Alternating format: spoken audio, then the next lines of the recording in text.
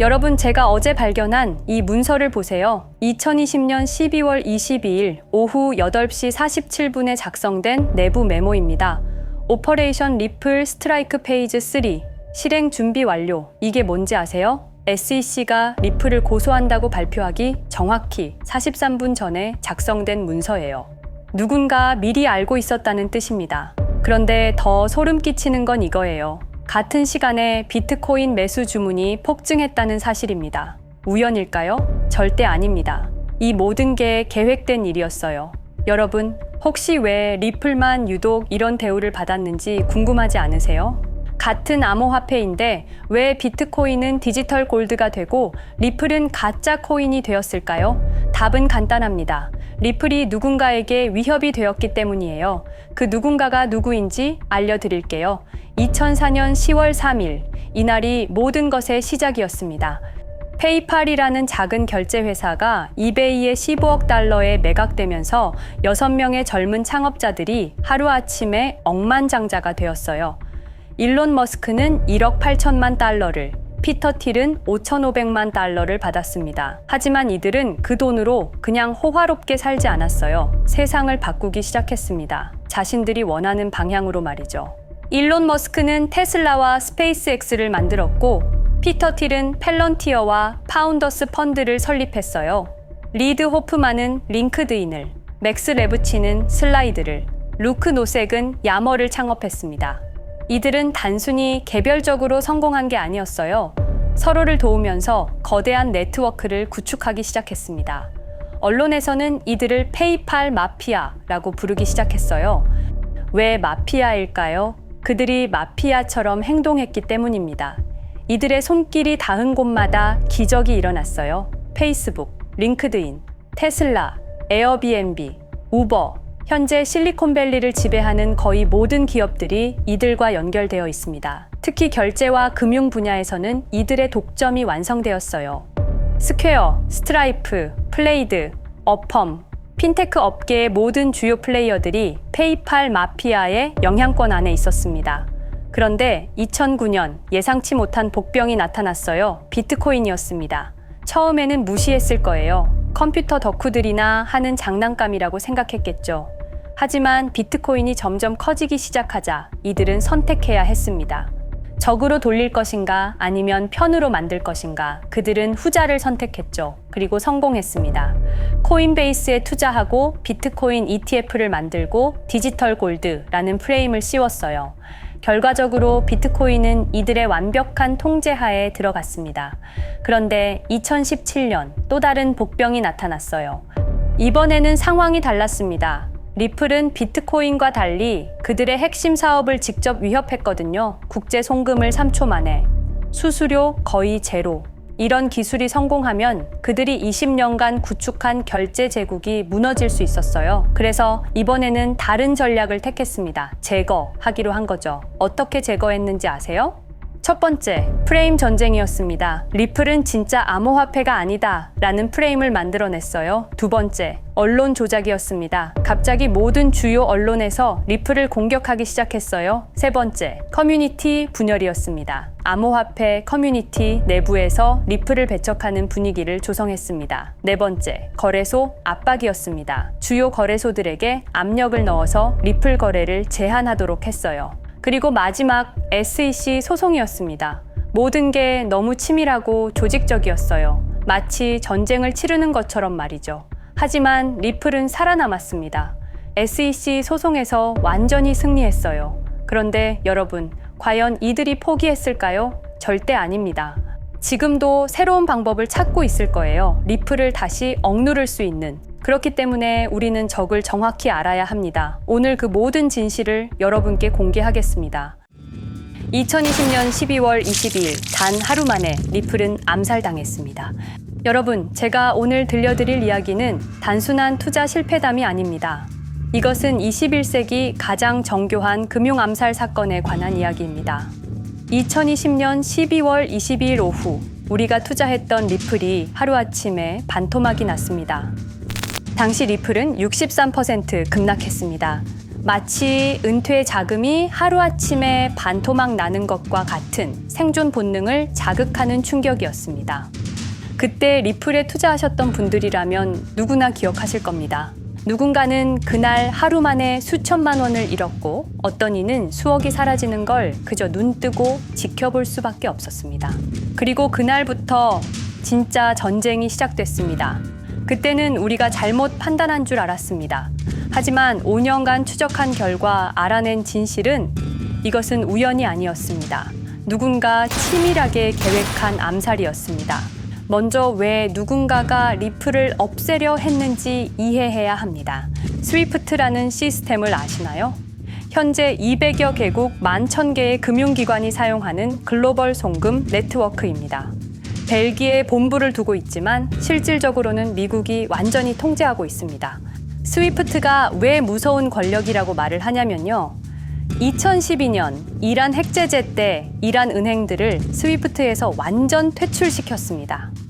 그 결과로 이란의 경제는 즉시 붕괴가 됐죠. 그리고 2022년 러시아의 우크라이나 침공 후 러시아 주요 은행들도 스위프트에서 퇴출됐는데 그 직후 바로 러시아의 루블화는 30% 이상 폭락했습니다. 즉, 스위프트에서 쫓겨나면 그 나라는 국제거래에서 완전히 고립됩니다. 그런데 리플은 이 모든 것을 우회할 수 있었습니다. 며칠 걸리던 송금이 리플에선 5초면 끝났습니다. 기존엔 몇만 원씩 들던 수수료가 1원도 안 들었습니다. 거기다가 중개은행까지 불필요했습니다. 그리하여 2017년 리플의 위력이 증명되었습니다. 일본 SBI 그룹, 뱅크 오브 아메리카, 산탄데르 은행 등 200개 이상 금융기관이 리플 파트너십을 검토했습니다. 연간 200조 원 규모의 국제 송금 시장에서 리플이 스위프트를 완전히 대체할 수 있다는 것이 증명된 순간, 바로 이때 누군가에게는 생존 위기가 된 것입니다. 리플은 단순한 암호화폐가 아니었습니다. 리플은 미국이 전 세계를 통제하는 금융무기인 스위프트에 대한 직접적인 도전이었습니다. 스위프트는 돈의 흐름을 틀어쥔 지배의 손길이었습니다. 핵보다 강한 권력, 바로 통화망입니다. 리플 사건을 파헤치다 보니 소름 끼치는 단서들이 발견되기 시작했습니다. 첫 번째 단서, 완벽한 타이밍의 미스터리. 2020년 12월 22일의 타이밍을 분석해 보겠습니다. 12월 22일 오후 9시 30분, SEC 의장 제이 클레이튼은 임기 마지막 12시간을 남기고 전격적으로 리플에 대한 기소를 발표합니다. 그 다음 날인 12월 23일, 제이 클레이튼은 SEC 의장직에서 사임하죠. 충격적이게도 바로 다음 날, 제이 클레이튼은 월리버 에셋 매니지먼트라는 헤지펀드의 자문 역할로 합류하게 됩니다. 월리버 에셋 매니지먼트는 당시 리플과 라이벌 구도를 형성하고 있던 비트코인과 이더리움에 우리 돈 8천억이라는 거액을 투자한 회사였습니다. 그런데 클레이튼은 리플을 기소한 바로 다음 날 이 회사의 자문이 되었습니다. 두 번째 단서, 이더리움 특혜의 진실.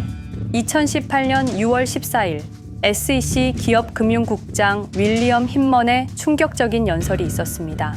현재 이더리움의 제공과 판매는 증권 거래가 아니라고 본다. 그런데 힌먼은 SEC에 오기 전 심슨 대처라는 로펌에서 근무했는데 이 로펌은 이더리움 엔터프라이즈 얼라이언스 멤버였습니다. 더욱이 SEC, 재직 중에도 해당 로펌으로부터 상당한 수입을 유지하고 있었습니다. 반면 리플은 리플 CEO가 직접 만나서 명확한 지위를 요청했지만 시간이 더 필요하다며 3년을 더 기다리게 했습니다. 세 번째 단서, 결정적 발견. 가장 충격적인 단서를 발견했습니다. 2020년 12월 22일 리플 기소 발표 직전에 누군가 대량의 리플 매도 주문을 넣었다는 정황이 포착되었습니다. 마치 미리 알고 있었다는 듯이 말입니다. 이 흔적들을 추적하던 중 예상치 못한 곳으로 연결되었습니다. 실리콘밸리였습니다. 은행이나 정부가 아니라 테크 기업들이었습니다. 그것도 우리가 혁신과 자유의 상징으로 알고 있던 바로 그 실리콘밸리 말입니다. 이 세 명의 인물, 이 세 개의 사건, 전혀 관련이 없어 보이지만 공통점이 하나 있습니다. 모두가 실리콘밸리 금융 네트워크와 직접 연결되어 있었다는 겁니다. 모든 흔적이 한 곳을 가리키고 있었습니다. 리플을 제거한 배후로 의심되는 세력들, 많은 단서들이 결국 이곳을 가리키고 있었습니다. 바로 페이팔 마피아라는 이름의 거대한 네트워크였습니다. 2002년 10월 3일 페이팔이 이베이에 매각되었습니다. 이때 페이팔을 퇴사한 50명 중 38명이 새로운 기업을 창업하거나 거대한 투자를 시작했습니다. 그들은 서로 관계를 꾸준히 유지하면서 창업한 기업에 서로 투자하고 때로는 동업하면서 상호 성장하는 거대한 네트워크를 만들어냈습니다. 2025년 현재는 우리나라의 GDP보다 큰 규모의 자산을 움직이는 네트워크가 되었습니다. 이제 그들은 기업가가 아닌 제국의 지배자가 되었습니다. AI, 국방, 금융, 심지어 법까지도 전부 그들의 손안에 들어왔습니다. 그중 핵심 인물이 바로 피터 틸인데요. 팔란티어를 창업한 사람입니다.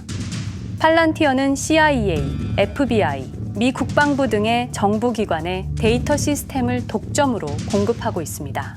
피터 틸이 직접 설립하거나 자문을 한 회사만 무려 59개나 되는데요. 가장 유명한 사례는 페이스북의 첫 외부 투자자였다는 겁니다. 우리 돈 약 6억 정도를 투자해서 수조 원의 수익을 올렸거든요. 그리고 나서 2025년 트럼프 2기 행정부의 공동인수위원회 의장으로 발탁이 된 인물입니다. 2001년 충격적인 9.11 테러 후 그는 우리의 사기 탐지 기술을 국가 안보에 쓸 수 있다며 2003년 팔런티어를 창업했습니다. 창업과 동시에 CIA의 벤처 펀드 인큐텔로부터 투자를 받았습니다. 그리고 피터 틸은 단순히 사업만 한 것이 아닙니다. 정치인을 직접 키워냈습니다.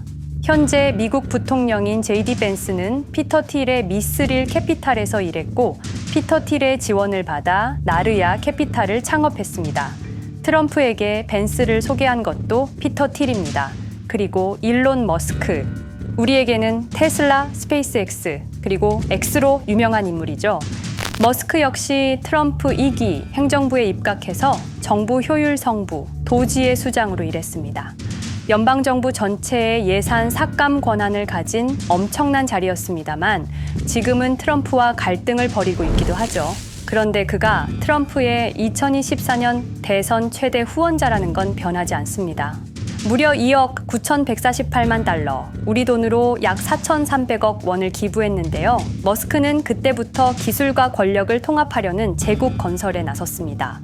AI, 화성, 인터넷, 금융, 이제는 인류의 생각 그 자체까지 장악하려 하고 있습니다. 머스크는 원래 트럼프 지지자가 아니었습니다. 오히려 바이든을 지지했죠. 하지만 바이든 정부가 백악관 전기자동차 정상회담에서 GM과 포드는 초대하고 테슬라의 수장인 자신은 제외시키자 마음의 상처를 입은 머스크는 공화당 지지자로 돌아섰습니다.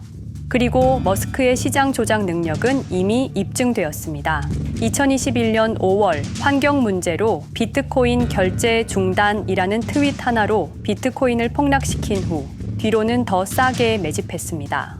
그리고 데이비드 sak스, 현재 백악관 AI 및 암호화폐 차르로 있는 인물이죠. 모든 암호화폐 정책 최종 결정권을 가진 자리에도 페이팔 마피아가 장악한 겁니다. 마지막으로 제드 맥켈럽, 우리에게는 리플의 배신자로 알려진 인물인데요. 아시는 것처럼 리플 공동 창업자였지만 리플을 나와서 스텔라루멘을 출시한 사람입니다. 2013년 리플 퇴사 후 90억 개의 리플을 보유한 상태로 갈등을 벌이다가 결국 2022년 7월까지 리플을 완전 매도해서 4조 2천억의 천문학적인 수익을 올렸습니다. 자, 그런데 여기서 기묘한 커넥션이 나오는데요. 2025년 6월 페이팔의 페이팔 USD가 스텔라루멘 체인으로 이전을 발표합니다. 그리고 SEC 의장 제이 클레이튼도 이들과 연결되어 있었습니다. 클레이튼이 리플 기소 후 바로 합류한 월리버 에셋 매니지먼트는 페이팔 마피아들이 투자한 회사였고 원래는 비트코인, 이더리움에 8천억 정도를 투자했다고 알려져 있었지만 올해 초 내부 기밀 문서가 유출되는 사건이 발생합니다. 그 문서에는 스텔라루멘에 700억 가량 투자했다는 사실과 피터 틸의 팔란티어 주식 1조 6천억 원어치, 그리고 페이팔 USD에 대한 투자 내용도 있었습니다. 더욱 충격적인 건 리플 경쟁사들의 집중적인 투자를 이어오고 있었다는 겁니다. 이제 모든 퍼즐이 맞춰지는 느낌이죠. 페이팔 마피아의 리플 제거 작전을 시간 순으로 정리해보자면 1단계 내부 침투. 제드 맥켈럽이 리플 공동 창업자로 참여해 핵심 기술을 습득한 후 2013년 의도적 갈등 조성 후 퇴사. 90억 개의 리플을 보유한 채 시한폭탄을 설치했습니다. 2단계 정부 인프라 구축. 피터 틸의 펠런티어가 2003년 CIA 벤처 펀드 투자로 창업 후 2020년까지 주요 정부 기관 핵심 시스템을 장악했습니다. 3단계 경쟁사 특혜 공작. 윌리엄 힌먼을 통해 2018년 6월 이더리움은 증권이 아니다 발언을 이끌어내면서 리플을 3년간 의도적으로 지연시켰습니다. 4단계 마지막 일격. 제이 클레이튼이 임기 마지막 12시간 전에 리플을 기소한 후 다음 날 사임, 바로 그 다음 날 리플 경쟁사에 투자하는 회사의 자문으로 합류했습니다. 5단계 대체제 준비. 2023년 8월 페이팔 USD 스테이블 코인을 출시하고 2025년 6월 제드의 스텔라 블록체인으로 확장을 발표했습니다. 제드의 리플 매도 자금이 스텔라 개발에 투입되었습니다. 6단계 정치권 완전 장악.